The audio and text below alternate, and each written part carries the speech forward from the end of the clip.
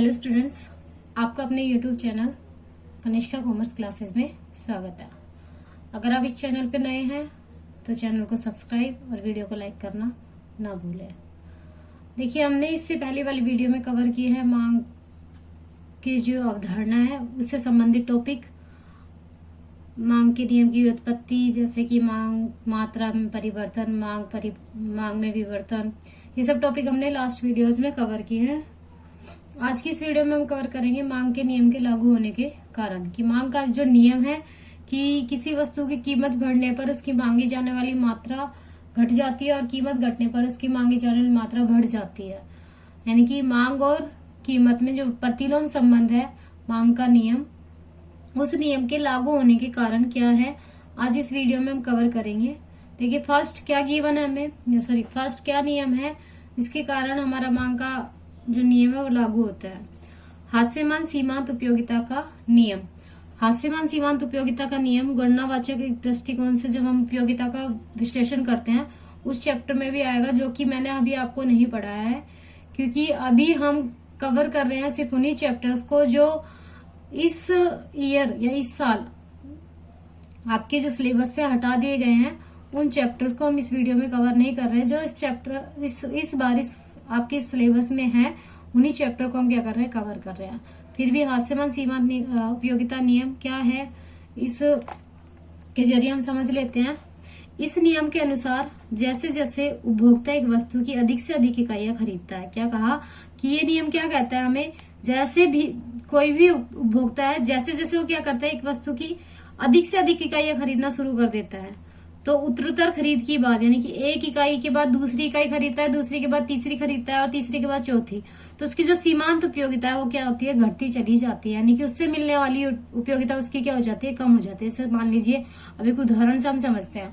मान लीजिए हमें बहुत जोरों से क्या लगी है, भूख लगी है। जब हमें जोरों से भूख लगी तो पहली जो रोटी हम खाते हैं, उस पहली रोटी की जो उपयोगिता है, यानी कि जो पहली रोटी की जो कीमत मान लो तुम या फिर उपयोगिता है, वो क्या है, हमारे लिए बहुत ज्यादा है। यानी कि हमारा पेट भरने के लिए उसकी उपयोगिता क्या है, पहली रोटी की बहुत ज्यादा है। जैसे जैसे आप पहली रोटी से दूसरी रोटी खाएंगे, तो पहली रोटी की बजाय दूसरी रोटी की उपयोगिता क्या हो जाएगी, कम होगी। इसके बाद आप एक इकाई और बढ़ाएंगे, यानी कि तीसरी रोटी खाएंगे, तो पहली और दूसरी रोटी की तुलना में उसकी उपयोगिता क्या हो जाएगी, कम। और एक सीमा ऐसी आएगी जब आप जैसे जैसे अपनी इकाइयों को बढ़ाओगे, यानी कि जैसे जैसे आप रोटियां खाना शुरू करोगे, आप रोटियां बढ़ाओगे, तो एक सीमा ऐसी आएगी जो उसकी उपयोगिता क्या होगी, शून्य हो जाएगी। उसी को हम क्या कहते हैं, हास्यमान सीमांत उपयोगिता कहते हैं। तो इसी तरीके से क्या कहा, जब आप एक वस्तु की अधिक से अधिक इकाइयां खरीदते हैं तो उसकी सीमांत उपयोगिता क्या होती है, घटती चली जाती है। अगर उपभोक्ता को अधिक संतोष प्राप्त होता है तो वह उसकी कीमत भी अदा करेगा।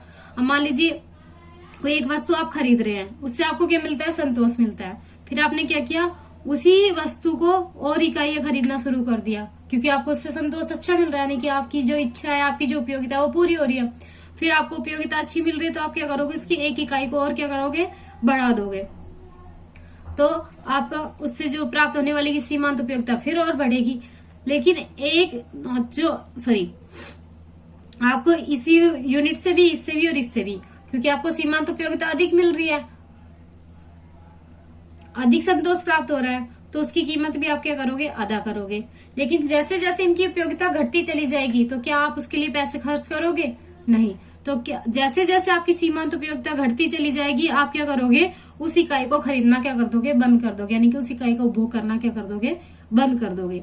अतः उस वस्तु की उत्तरोत्तर खरीद के लिए वह समान कीमत अदा नहीं करेगा। मान लीजिए, हाँ, 1 से 2, 2 से 3 आपने बढ़ा तो दी, लेकिन इसके बाद जैसे जैसे आप यूज करते जाओगे तो आपकी सीमांत उपयोगिता क्या है, घटती चली जाएगी। अब सीमांत उपयोगिता आपको कम मिल रही है, यानी कि उससे आपको वो आपके लिए उपयोगी नहीं है, तो क्या आप उसके लिए पैसे वेस्ट करोगे, आप उसके लिए पैसे वेस्ट करना है, फिर पैसे खर्च करना क्या कर दोगे, बंद कर दोगे। तो कीमत अदा नहीं करोगे, बल्कि कम कीमत अदा करना चाहोगे कि मुझे उससे उपयोगिता तो मिल ही नहीं रही, फिर मैं क्यों अपने पैसे वहां खर्च करूं। तो उसके लिए आप क्या करोगे, कम कीमत खर्च करना शुरू कर दोगे।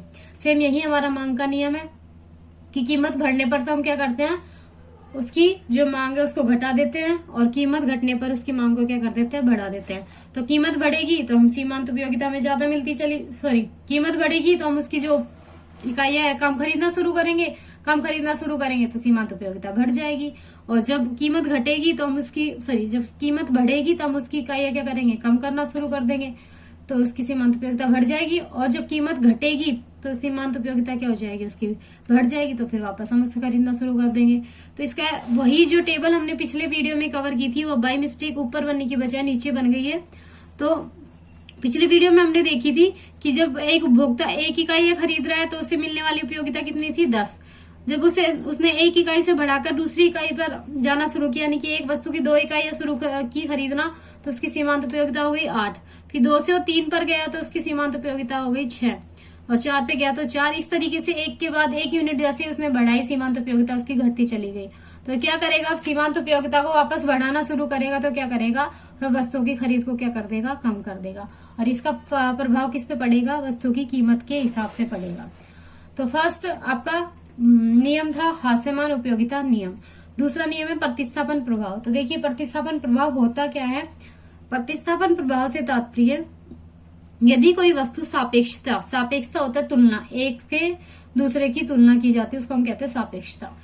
प्रतिस्थापन प्रभाव से तात्पर्य यदि कोई वस्तु सापेक्षता सस्ती हो जाती है, यानी कि दूसरे की तुलना में सस्ती हो जाती है, तो वह महंगी वस्तु के लिए प्रतिस्थापित कर दी जाती है। तो दूसरी जो वस्तु है महंगी हो रही है उसके साथ में क्या कर दी जाएगी, उसकी प्रतिस्थापना कर दी जाएगी, बदलाव कर दिया जाएगा।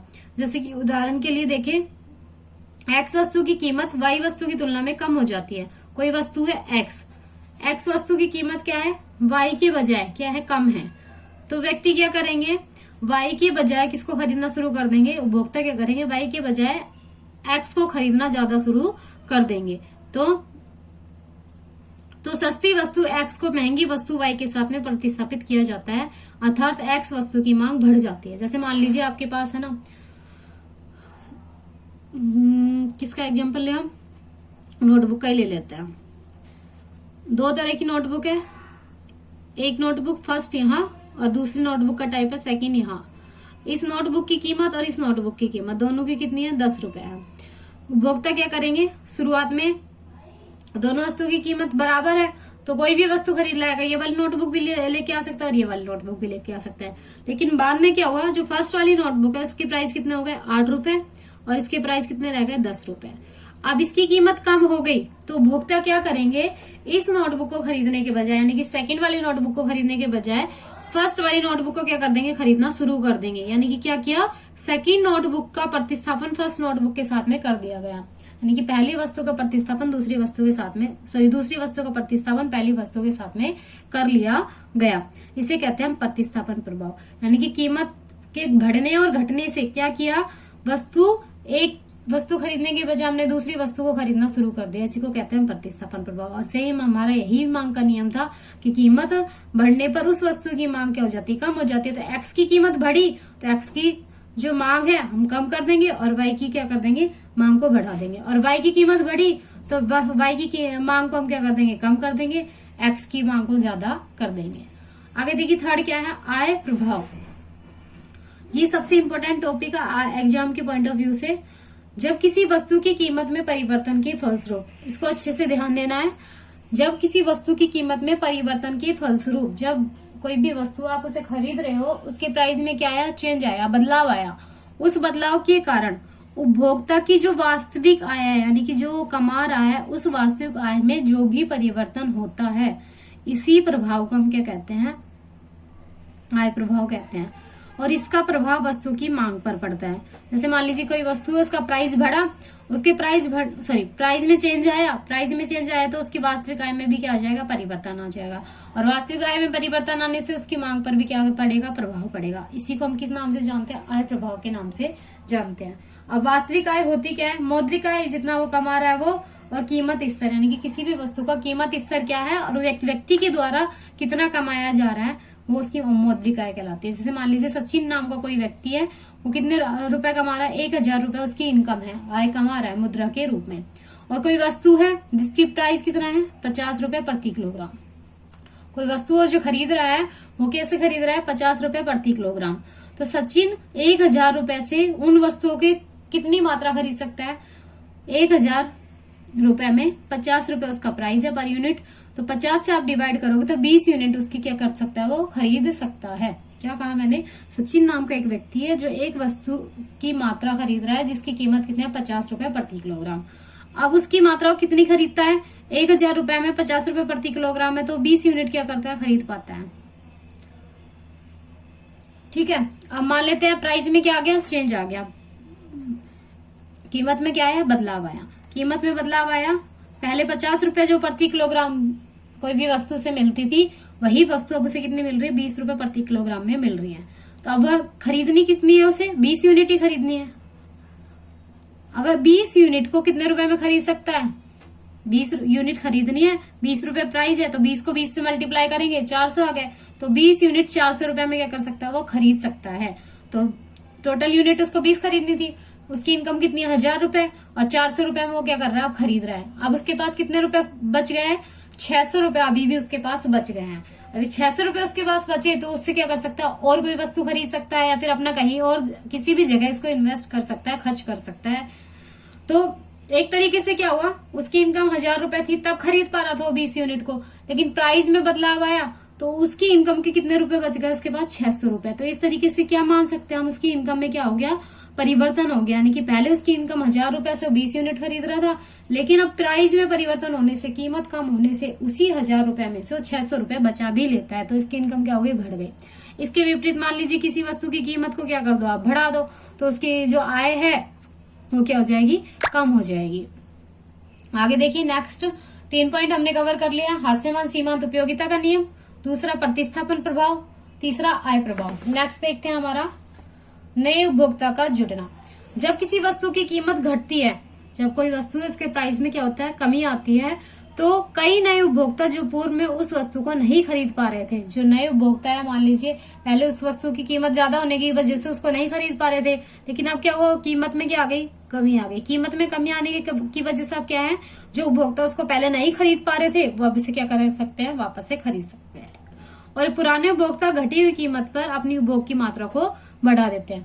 और जो कोई पुराना उपभोक्ता है जो पहले से ही उस वस्तु को खरीद रहा था लेकिन कम मात्रा में उसको उपभोग कर रहा था, तो उसकी कीमत कम होगी तो उसके उपभोग को क्या करेगा? बढ़ा देगा। इस प्रकार वस्तु की मांग में क्या हो जाएगी? वृद्धि हो जाएगी। तो इस तरीके से भी किसी भी वस्तु की मांग और कीमत के प्रभाव को आसानी से देखा जा सकता है।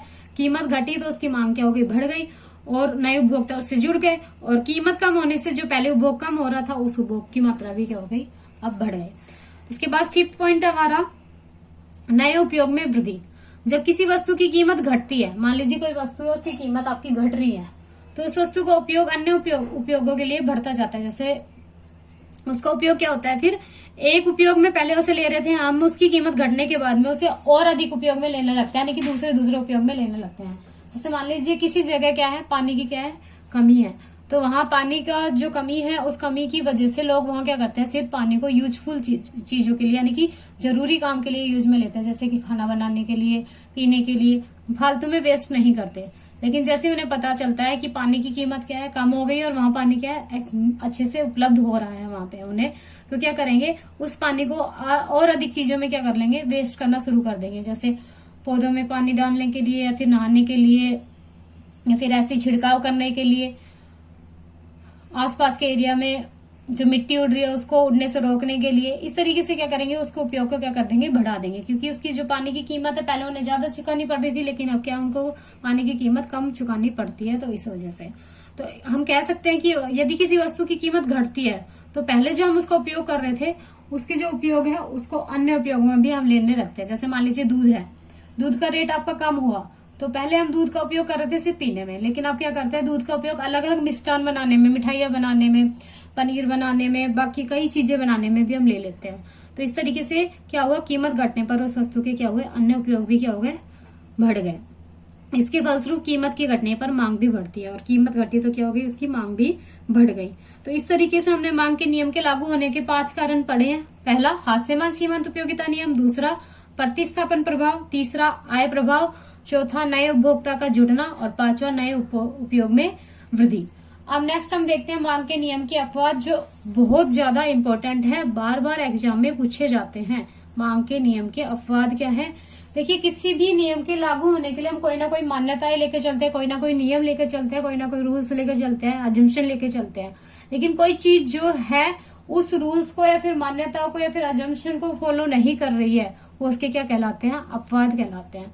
तो जैसे मांग का नियम है हमारा, कीमत बढ़ने पर वस्तु की मांग घट जाती है और मांग बढ़ जाती है अगर कीमत घट जाती है। तो हमारे मांग का नियम के हिसाब से ये हमारा मांग का नियम है। लेकिन अगर कोई चीज है यानी कि कोई वस्तु है जो इस नियम को फॉलो नहीं करती है, तो उसका क्या कहलाते हैं, अपवाद कहला रही है। तो आप इससे पहले भी हम एक बार देख चुके हैं गिवन वस्तु होती क्या है। तो गिवन वस्तुएं जो सबसे ज्यादा पूछ ली जाती है पेपर के टाइम में कि गिवन वस्तुएं क्या होती है और मांग के नियम का अपवाद में कौन सी, आपको 4 ऑप्शन दे दिए जाते हैं मांग के नियम के अपवाद के लिए, और उसमें एक गिवन वस्तु का नाम दे दिया जाता है। तो गिवन वस्तु होगी तो उसका ऑप्शन क्या, उसमें हम क्या करेंगे, गिवन वस्तु को मानेंगे। अगर इन बाकी जो 5 ऑप्शन है इनमें से अगर नहीं हो तो बाकी अलग ऑप्शन हो तो हम गिवन वस्तु को मान लेंगे। आगे देखिए गिवन वस्तु होती क्या है। ये वस्तुएं घटिया वस्तुओं की किस्म है, यानी कि घटिया वस्तुओं की श्रेणी में ही आती है। वैसे घटिया वस्तु और गिवन वस्तु दोनों में थोड़ा डिफरेंस है जो आगे कभी चैप्टर में आएगा जब देखेंगे। लेकिन गिवन वस्तुएं क्या है, कभी जो है घटिया वस्तुओं की श्रेणी में ही आती है, यानी कि घटिया जो वस्तुएं होती है उनकी श्रेणी में आते हैं। जैसे जैसे गिवन वस्तु का प्राइस कम होता जाता है तो घटिया मान ली जाती है, और घटिया मानने की वजह से उनकी जो मांग है उसको हम क्या कर देते हैं, कम कर देते हैं। ये वस्तुएं घटिया वस्तुओं की वह किस्म है जिसमें इन वस्तुओं की कीमत बढ़ने पर, यानी कि इन वस्तुओं की कीमत बढ़ेगी तो इनकी मांग क्या हो जाती है, बढ़ जाती है, और कीमत घटेगी तो इसकी मांग भी घट जाती है। तो हमारा इस उपभोक्ता का मानना क्या होता है कि ऐसी वस्तुएं जो घटिया वस्तुओं की श्रेणी में आती है लेकिन उनकी कीमत बढ़ गई तो उनकी क्वालिटी क्या हो गई, अब चेंज हो गई। क्वालिटी चेंज हो गई तो उसकी मांग को क्या कर देते हैं, वो बढ़ा देते हैं। लेकिन जब उसकी कीमत कम होती है तो उपभोक्ता क्या सोचते हैं कि इन वस्तुओं की क्वालिटी में क्या आ गया, परिवर्तन आ गया, कोई ना कोई इनमें कमी है जिसकी वजह से इतनी सस्ते रेट पे हमें मिल रही है। तो ये क्या हो जाती है, इसकी मांग को वो घटा देते हैं। तो गिवन वस्तुएं मांग के नियम का मुख्य अपवाद माना जाता है। इसके बाद प्रतिष्ठात्मक प्रतीक वाली वस्तुएं या प्रतिष्ठा सूचक वस्तुएं। कुछ उपभोक्ता ऐसे होते हैं जो सिर्फ प्रतिष्ठा दिखाने के लिए, मान सम्मान दिखाने के लिए, अपनी रेपो बनाने के लिए कुछ वस्तुओं को खरीदते हैं। तो इन वस्तुओं को जितनी ज्यादा इनकी प्राइस होगी तो उपभोक्ता उनको उतनी ही अधिक मात्रा में खरीदेंगे, और जितनी ज्यादा इनकी प्राइस कम होगी उपभोक्ता सोचेंगे कि मतलब उनकी जो रेपो रेट है, रेपो रेट नहीं सॉरी, जो रेपो रेट उन्होंने बना रखी है समाज में, सोसाइटी में, वो सोचेंगे कि हमारी सोसाइटी में क्या होगी, रेपो कम हो जाएगी, इसलिए वो खरीदना उसको क्या कर देते हैं, कम कर देते हैं। तो ऐसी वस्तुएं जो प्रतिष्ठा का सूचक होती है, यानी कि मान सम्मान को दिखाते हैं, जैसे लग्जरीज कार हो गई, आपकी हीरे हो गए, या फिर कोई भी ज्वेलरी हो गई जो महंगी मिलती है, उनके अगर रेट आपके बढ़ जाए तो उनकी मांग क्या हो जाती है, बढ़ जाती है, और उनके प्राइस अगर कम हो जाते हैं तो उनकी मांग क्या कर देते हैं, उपभोक्ता कम कर देते हैं। ऐसी वस्तु क्या कहते हैं, जो प्रतिष्ठा और मान सम्मान के लिए यूज में ली जाती है, जिनकी कीमत अधिक होने पर मांग बढ़ जाती है और जिनकी कीमत कम होने पर मांग घट जाती है, वो क्या होते हैं, मांग के नियम का अपवाद होती है, जैसे हीरा, पन्ना, आभूषण आदि। उसके बाद देखिए वस्तु की भावी कीमत में परिवर्तन की संभावना। जैसे कोई वस्तु है अभी आप खरीद रहे हैं उसे 10 रुपए में, या फिर मान लीजिए 20 रुपए में, और उसका प्राइस थोड़ा कम हो गया, मान लीजिए आगे कितना, 15 रुपए उसका प्राइस आ गया।